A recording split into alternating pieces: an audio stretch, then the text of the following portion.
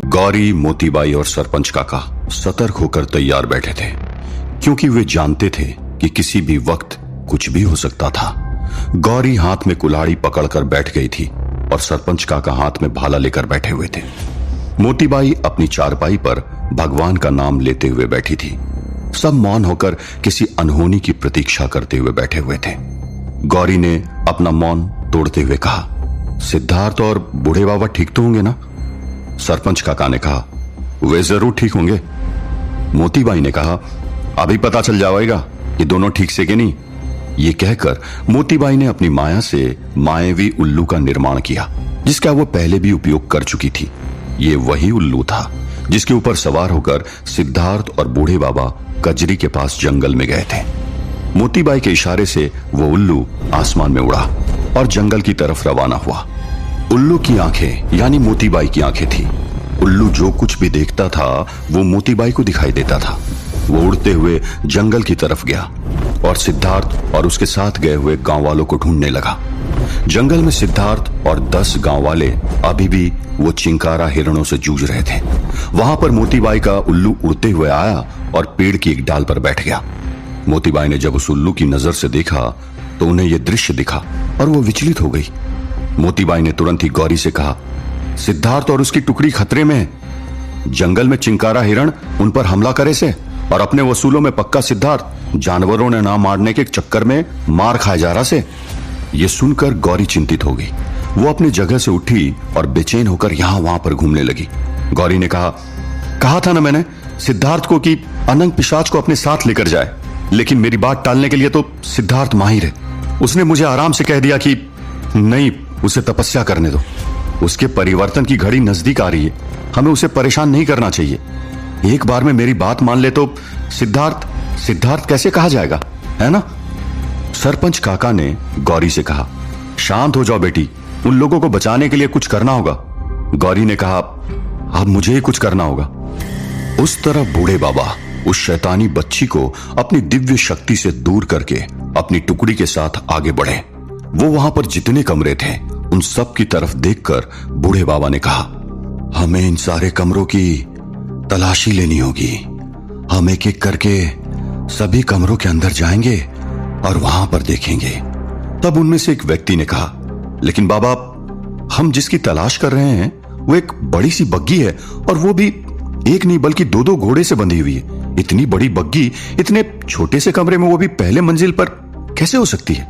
बूढ़े बाबा ने कहा, ये मत भूलो कि वो कोई साधारण बग्गी नहीं बल्कि एक शैतानी बग्गी है।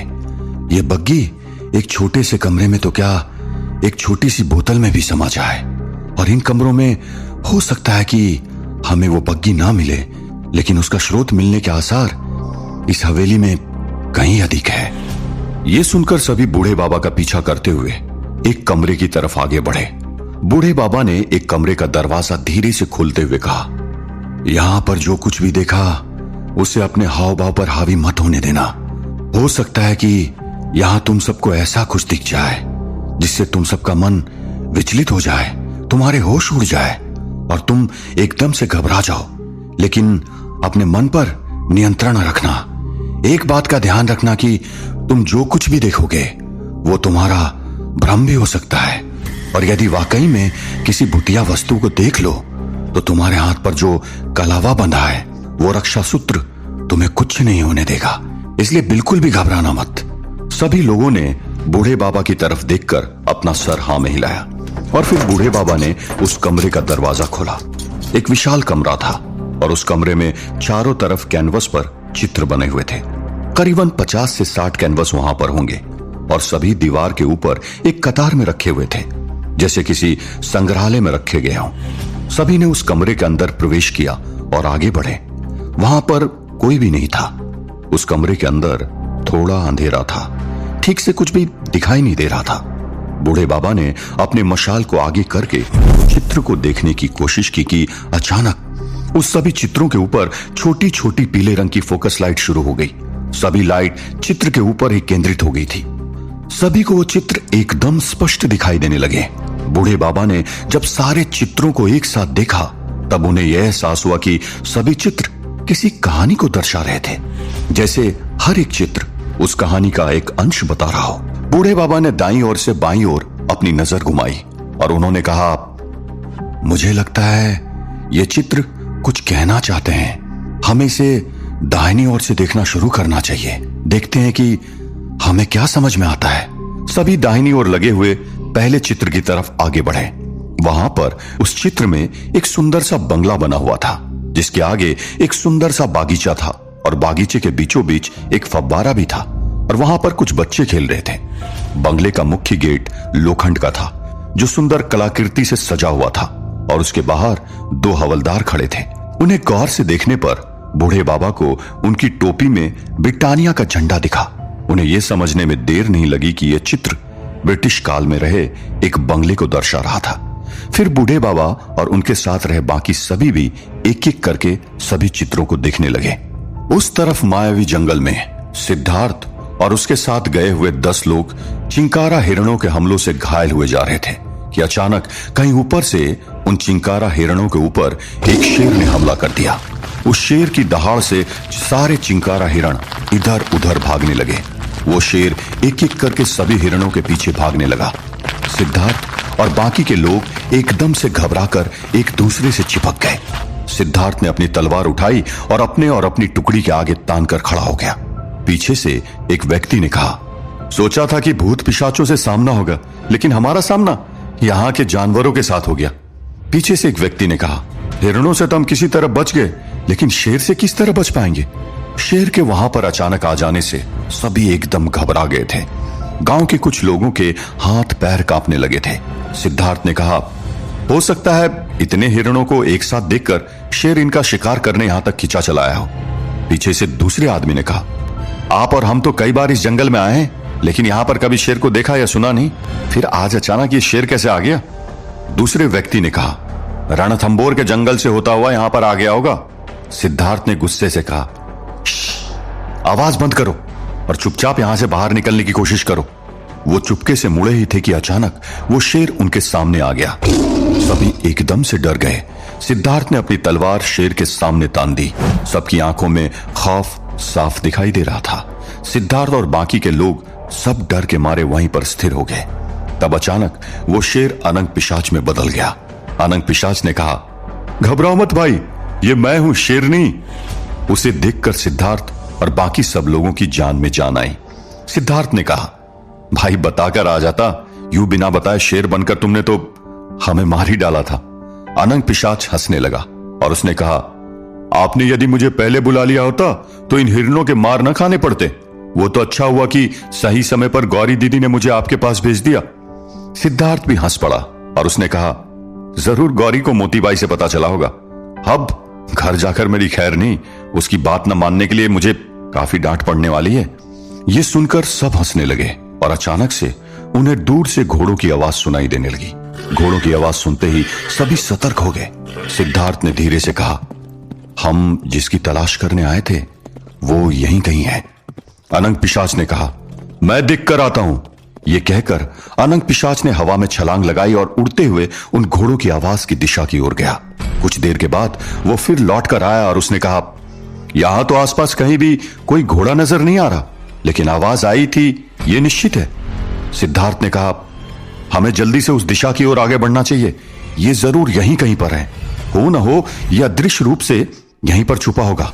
सिद्धार्थ ने एक कदम आगे बढ़ाया ही था कि अचानक सभी को बग्गी की आवाज सुनाई दी। घोड़ों की भागने की आवाज और उसके पीछे लकड़ी के पहिए घूमने की आवाज स्पष्ट सुनाई देने लगी थी। सभी एकदम से सतर्क हो गए और अपने अपने हथियारों की पकड़ मजबूत कर ली। उन्हें ऐसा लगा कि वो बग्गी उनके बगल से होकर गुजरी, लेकिन उन्हें वहां कोई बग्गी नहीं दिखाई दी। सिद्धार्थ ने अनंग पिशाच से पूछा, क्या तुम्हें कुछ दिखाई दिया? अनंग पिशाच ने सर हिलाकर मना कर दिया। सिद्धार्थ के रोंगटे खड़े हो गए। उसने कहा, बिना देखे हम उसे कैसे पकड़ पाएंगे? और सभी चिंतित हो गए। अनंग पिशाच ने तुरंत ही उड़कर उस आवाज का पीछा करने की कोशिश की, लेकिन वो कुछ आगे बढ़ पाए उससे पहले वो आवाज भी ओझल हो गई। गांव में क्या हो रहा था उसका ब्यौरा मोतीबाई दे रही थी। गौरी ध्यान से सुन रही थी कि अचानक वहां पर उन्हें कुछ आवाज सुनाई दी और सभी सतर्क हो गए। अचानक जोरों की हवाएं चलने लगी। इतनी जोर की हवा चलने लगी कि वहां पर जल रही मशाले और दिए बुझ गए। एक बड़ा बर्तन जिसमें पानी उबल रहा था, उसके नीचे की आग भी बुझ गई और अचानक उन्हें दूर से शैतानी बग्गी आती हुई नजर आई। ये देखकर सभी के दिल थम से गए। सभी चौकन्ने हो गए, लेकिन साथ साथ डरने भी लगे। गौरी ने तुरंत ही कहा, सभी अपनी अपनी जगह पर तैनात हो जाएं। जिस प्रकार हमने योजना बनाई थी उसी प्रकार सब कुछ होगा। वो शैतानी बग्गी उनकी तरफ आगे बढ़ी। गौरी ने अपनी कुल्हाड़ी उठाई और हिम्मत जुटाकर खड़ी हो गई। कुछ ही देर में वो बग्गी उनकी तरफ आई और खड़ी हो गई। बग्गी चलाने वाले बिना सर के व्यक्ति को देखकर सभी के दिल की धड़कनें तेज हो गई। मोतीबाई भी अपनी चारपाई से उठकर खड़ी हो गई और तब वो बग्गी चलाने वाला व्यक्ति नीचे उतरा और उसने बग्गी के पीछे का कैबिनेट का दरवाजा खोला। सभी आश्चर्यचकित होकर देख रहे थे। किसी को पता नहीं था कि वहां पर क्या हो रहा था। उस बग्गी में से वही औरत नीचे उतरी जिसने अपने सर के ऊपर फूलमती का सर लगाया था। उसके चेहरे को देखकर सभी एकदम से हैरान हो गए। उस औरत का चेहरा हूबहू फूलमती जैसा था। फर्क सिर्फ इतना था कि उस औरत की आंखें एकदम काली थी। वो औरत के कपड़े और छाते को देखकर गौरी समझ गई कि ये वही थी जो 2 दिन पहले उसे दिखी थी। तब उसका आधा सर कटा हुआ था। वो औरत वहां से उतरकर कुछ कदम आगे आई और उसने कहा, घबराने की कोई जरूरत नहीं, हम यहाँ पर कुछ लेने आए हैं। हम उसको लेकर यहाँ से चले जाएंगे और वो लिए बिना हम यहाँ से नहीं जाएंगे। गौरी ने पूछा, क्या लेने आए हो? उस औरत ने गंभीर आवाज में कहा, तुम सबका सर। और ये कहकर वो जोरों से हंसने लगी। उस तरफ हजारों मील दूर मिस्र की उस रहस्यमयी जगह में छाया बैठकर अनुष्ठान कर रही थी। मुस्तफा को छाया पर शक होने लगा था कि वो उससे कुछ छुपा रही थी और उसे यकीन था कि वो झूठ बोल रही थी कि उन पुलिस वालों को मारने के लिए खुद इब्लिस यहां पर आए थे, क्योंकि इतने सालों के अभ्यास से उसे इतना तो पता चल ही गया था कि इब्लिस को साक्षात प्रकट करना आसान नहीं था और कुछ ही दिन पहले आई हुई छाया ये नहीं कर सकती थी। वो मन ही मन कुछ सोचे जा रही थी और उसने अपने गुलाम से अरबी में कहा, सब मरे हुए पुलिस वालों को बोरी में बंद करके वहां से कुछ मील दूर एक कूड़े में फेंक आना पड़ेगा और यहां पर नहीं रख सकता। तब छाया ने अंदर बैठे बैठे कहा, बेवकूफी वाली बात मत करो, इन्हें छोटे छोटे टुकड़े में काट दो और इनके मांस को हम अपने अनुष्ठान में प्रयोग करेंगे। हमारे सामने पड़ी हुई लाश को फिकवा कर अनुष्ठान के लिए दूसरी नई लाशों का बंदोबस्त करना बेवकूफी का काम है। मैंने तो तुमसे इस बेवकूफी की उम्मीद नहीं की थी। मुस्तफा सुल्तान जहां को अपनी बुद्धि की जागरूकता रखनी जरूरी है। यह सुनकर मुस्तफा का खून खौलने लगा। उसने अपने गुस्से को काबू में रखा और छाया से जाकर कहा, तुम इस तरह से मुझे हुक्म नहीं दे सकती। जानती क्या हो तुम इस बारे में? तुम कुछ दिन पहले आई, जबकि मैं कई सालों से तहकीक कर रहा हूं और तुमसे औहदे में कई बड़ा हूं, इसलिए मुझसे तमीज और इज्जत से बात करो। छाया उसकी तरफ बिना देखे हंसी और कहा, औहदे में कौन बड़ा और कौन छोटा ये तुम इब्लिस के ऊपर छोड़ दो। तुमसे जितना कहा गया है उतना करो। ये कहकर वो फिर से अपने अनुष्ठान में जुड़ गई। ये सुनकर मुस्तफा का इतना खून खौल उठा कि वो उसे उसी वक्त मार डालना चाहता था, लेकिन वो अनुष्ठान में बैठी हुई थी, इसलिए उसे मारना ठीक नहीं था और इसलिए वो हाथ में फरसा पकड़कर गुस्से में बाहर आ गया और अपना सारा गुस्सा उन पुलिस वालों की लाशों पर उतारना शुरू कर दिया। उन लाशों को छोटे छोटे टुकड़ों में काटने लगा और उसने अपने मन में कहा, मैं इसे यहां लाकर बहुत बड़ी गलती कर दी, इस गलती को सुधारना होगा। छाया की बदतमीजी का जवाब मुस्तफा किस तरह देने वाला था? आखिर छाया के मन में क्या चल रहा था? वो क्यों मुस्तफा को इस तरह प्रताड़ित करके बातें कर रही थी? उस शैतानी बग्गी से उतरी हुई औरत आखिर सभी का सर क्यों काटना चाहती थी? क्या गौरी और मोतीबाई सभी को बचाने में कामयाब हो पाएंगे? जानने के लिए सुनते रहिए वीरानगढ़, ओनली ऑन पॉकेट FM।